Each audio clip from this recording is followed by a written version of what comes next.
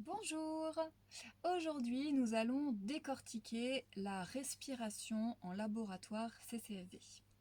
Les exercices que vous allez voir là, vous pouvez les pratiquer aussi dans votre vie quotidienne sans aucun problème pour calmer une montée de stress, pour de l'angoisse, pour les gens qui font des TCA, donc troubles du comportement alimentaire. Ça peut aller calmer, diminuer, voire annihiler une crise alimentaire ou alors une période d'anorexie, selon dans quel cas de figure on se trouve. Et ça peut aussi aller aider pour si on a un blocage physique, psychique, émotionnel. Voilà, ça va dépendre les besoins qu'on a. Donc pour donner les grandes lignes, donc à l'inspiration, c'est ce qui va vraiment permettre de faire rentrer quelque chose. On parle d'énergie, on parle de force, on parle de lumière, on parle d'amour. En vrai, on parle de ce que vous voulez. Ce ne sont que des mots. Nous, on va vraiment être dans des choses qu'on ressent. Donc l'inspiration, c'est des choses qui rentrent. Et l'expiration, c'est ce qui va permettre de donner une direction à tout ça. On va faire vraiment attention à deux grandes choses lors de ces exercices. Le premier, ça va être les ressentis et la conscience. Donc quand on inspire et quand on expire, on va vraiment être focalisé, être alerte sur qu'est-ce que je ressens quand je respire. Qu'est-ce qui se passe à l'intérieur de mon corps quand je respire? Est-ce que je respire avec la poitrine? Est-ce que je respire avec le ventre, une respiration abdominale? Qu'est-ce qui se passe quand j'expire? Est-ce que c'est simple? Est-ce que c'est fluide? Est-ce que c'est saccadé? Qu'est-ce qui se passe dans tout ça? Donc on va vraiment être dans ces observations-là, dans le ressenti et la conscience de ce qu'il y a. Et la deuxième chose très importante, ça va être l'intention. Pourquoi est-ce que je fais cet exercice? Est-ce que je fais cet exercice pour un bien-être global, général?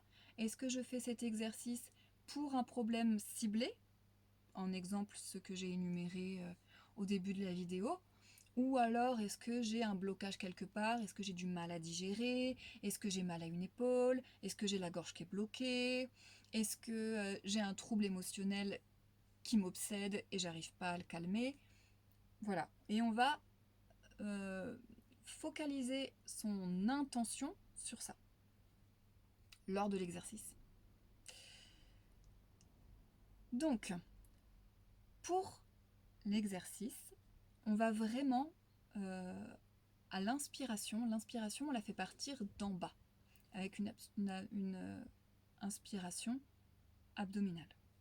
En bas, parce que en bas, c'est là où il y a le chakra racine qui se trouve entre le sexe et l'anus. Et en fait, le chakra racine, c'est ce qui permet de s'ancrer. Et l'ancrage est toujours très important. Il faut toujours avoir conscience de notre ancrage. On est ici et maintenant. Donc à l'inspiration, on sent l'énergie qui monte. L'énergie, la force, la lumière, ce ne sont que des mots, encore une fois. Ce qui est important, c'est ce qu'on ressent. Donc par le ventre.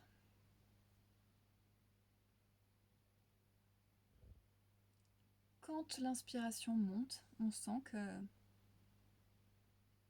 on se redresse et quand on expire, ça ressort. Nous, ce qu'on va chercher à faire, c'est vraiment quand on inspire, donc on a cette sensation, on ressent cette masse, cette vague, cette chaleur qui monte. Donc dans la conscience et dans le ressenti, comment est cette vague? Est-ce que c'est fluide? Est-ce que ça monte calmement? Est-ce que ça a du mal à monter? Est-ce que ça monte que d'un côté? Qu'est-ce qui se passe? Comment se passe cette inspiration-là? Donc on prend le temps d'harmoniser le tout. Et à l'inspiration, ça monte. Si ça monte de travers, on laisse comme ça. Et à l'expiration, on va donner la direction. La direction, c'est qu'on ne veut pas que cette énergie redescende. Donc on va la bloquer.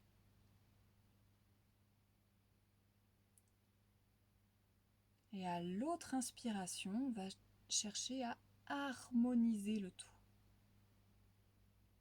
Et à l'expiration, on rebloque à nouveau. Ça peut prendre du temps. Donc on fait ça à chaque moment, à chaque inspiration. L'inspiration, on va chercher à faire grandir toute cette puissance qui peut monter en nous. Et à l'expiration, on la garde.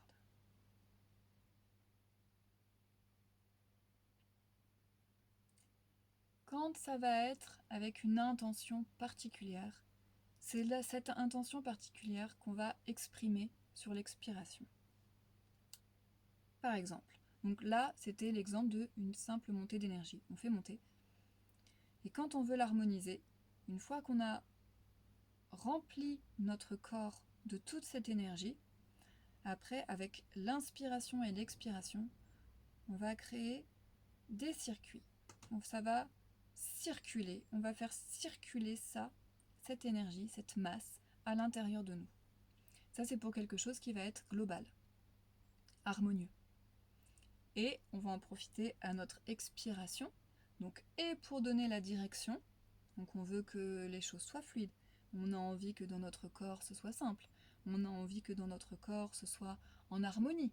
Donc on va donner cette expiration-là, et également à l'expiration, on va en profiter pour chasser ce dont on ne veut plus, par le souffle. Donc ça va être l'intention pour quelque chose d'harmonieux. Donc à l'inspiration, on fait monter, et on continue toujours.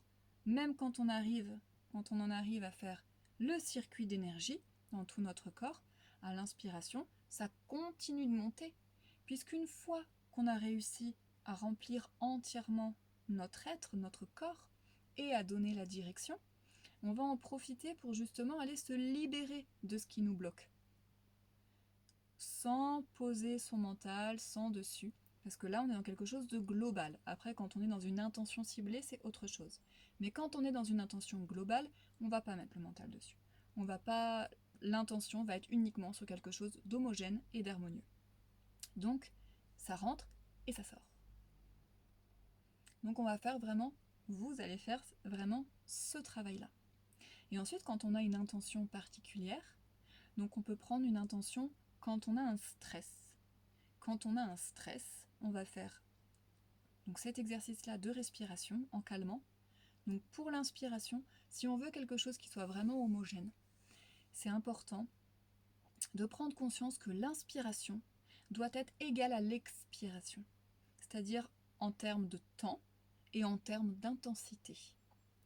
Essayez de respecter votre corps. Donc on n'est pas là pour avoir quelque chose qui soit complètement linéaire. On est là pour être en adéquation avec son corps. Donc si ça commence de manière forte, on s'aligne sur du fort. Et peu à peu, ça va se réguler, ça va se régler. Et selon ce qu'on est en train de travailler, la respiration va fluctuer. Mais on cherche quelque chose qui va être harmonieux et qui va être assez vraiment égal entre l'inspiration et l'expiration. On est dans une cohérence.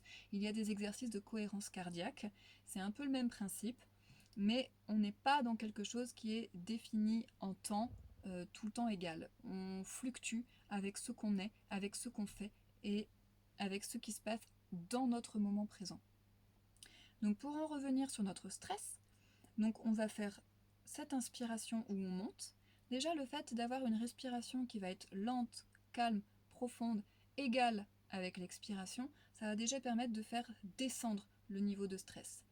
Et là du coup, ce qu'on fait quand on est en stress, c'est que on a beaucoup de choses comme ça en effervescence à l'intérieur de nous. On peut avoir des frissons dans le dos, on peut avoir... Enfin voilà, c'est une effervescence. Donc là, on va faire du coup l'effet inverse. On va chercher à faire redescendre tout ce stress. Donc l'intention, ça va être de faire monter l'énergie, mais par le souffle, de faire sortir le stress en le faisant descendre. On fait descendre le niveau de stress. Au même titre que quand on a une crise alimentaire ou quand on a une crise d'angoisse, une crise... Voilà, on va chercher à faire descendre cette pulsion. Ça peut être plein d'autres pulsions, mais on va chercher à la faire descendre, à faire descendre ce curseur, tout en faisant monter cette énergie. Donc on inspire, et à l'expiration, on fait descendre, tout en gardant l'énergie qu'on a fait monter. Et on continue. Et on expire. Et dans ces cas-là, on peut commencer à ressentir qu'il y a des différences. On peut ressentir que quand on inspire, ça se passe plutôt sur le devant du corps, à l'intérieur. Et quand on va aller faire descendre un niveau de stress, une pulsion ou quelque chose, ça se passe dans le niveau du dos. Et on fait descendre. Et on va comme ça, et on continue cet exercice jusqu'à ce que on se sente bien comme on est, calme. Donc ça, c'était l'intention pour quand on a une pulsion. Mais si c'est à un endroit spécifique du corps, un blocage à la gorge, mal de tête, un problème de digestion, dans ce cas-là, l'intention, elle va être focalisée sur l'endroit où on a un problème. Donc on va faire monter l'énergie, par exemple problème de digestion, on va faire monter notre énergie, et notre énergie, on va essayer de la concentrer là où ça bloque. Donc quand on a un problème de digestion, est-ce que c'est au niveau de l'estomac où on a mal? Est-ce que c'est au niveau des intestins? Et on va essayer d'aller cibler. Est-ce que c'est plutôt l'intestin grêle? Est-ce que c'est le gros intestin? Est-ce que... à quel endroit?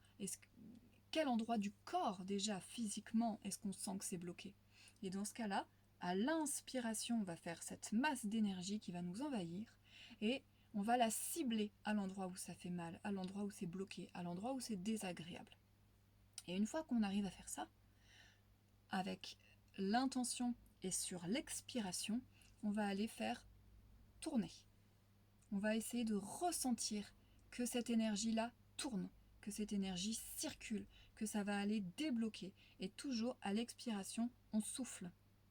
On souffle. Et c'est possible qu'on ait l'envie, qu'on ressente le besoin d'appuyer à cet endroit-là. Comme si c'était un appel du corps qui dit « Ok, là il est en train de se passer quelque chose. Il y a quelque chose qui est en train de se remettre en route à l'intérieur de moi, quelque chose qui est en train de se remettre en circulation et j'ai besoin d'une autre aide physique extérieure. » Et dans ce cas, faut pas hésiter à aller masser, à aller appuyer, mais pas n'importe comment. Déjà, c'est toujours dans le respect de son corps. Si ça fait mal, on arrête. Si c'est désagréable, faut voir le niveau de ce qui est désagréable, mais si ça devient vraiment désagréable, il faut arrêter. Et ça va être de donner que tout soit cohérent. Si on va se masser le ventre, ça va être toujours avec cette inspiration et cette expiration. Tout doit être dans la cohérence. Et quand on va aller expirer, c'est là où on va en profiter pour appuyer.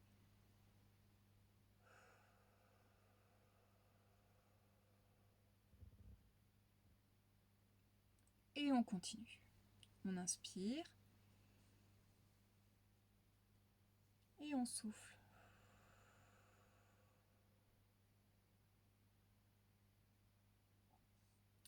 Donc tout ce que je vous ai expliqué, ce sont des idées que vous pouvez appliquer dans votre quotidien, mais c'est surtout de cette manière-là qu'on va pratiquer les laboratoires CCFV. La respiration a un rôle très important dans grand nombre de choses et dans la pratique de l'énergie, dans la pratique de l'automassage, dans la pratique de comment prendre conscience de sa psyché, de son émotionnel, des mondes subtils, la respiration a vraiment un rôle prépondérant. Et il faut apprendre à maîtriser ça et à se réapproprier ça et tout ce qui en découle après dans notre vie quotidienne. Voilà, j'espère que cette vidéo vous aura plu. N'hésitez pas à laisser des commentaires avec des questions si jamais vous en avez, j'y répondrai avec plaisir. Ou si vous avez d'autres idées d'exercices que vous voulez appliquer mais vous ne savez pas comment, et ben je me ferai une joie de pouvoir les faire en vidéo et de les poster très bientôt. Je vous souhaite une bonne journée à tous!